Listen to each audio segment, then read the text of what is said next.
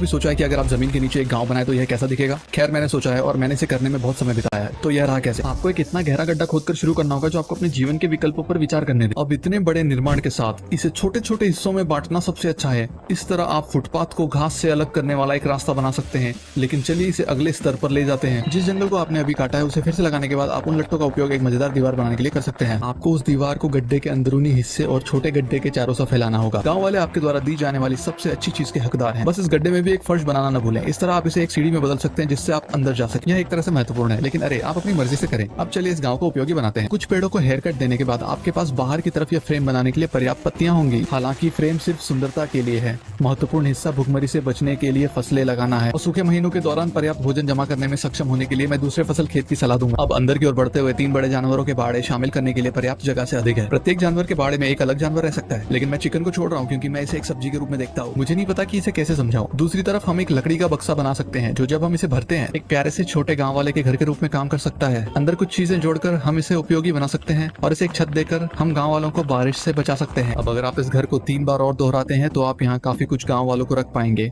हालांकि मैं सीढ़ी के हर तरफ एक प्रवेश द्वार बनाने की सलाह दूंगा, लेकिन फिर से आप अपनी मर्जी से करें। अब बस गांव को कांच की एक परत से ढकना बाकी है ताकि HR के दावों से बचा जा सके और इस वीडियो को एक दोस्त के साथ साझा करना है जिसके साथ आप इसे बनाना चाहेंगे। धन्यवाद।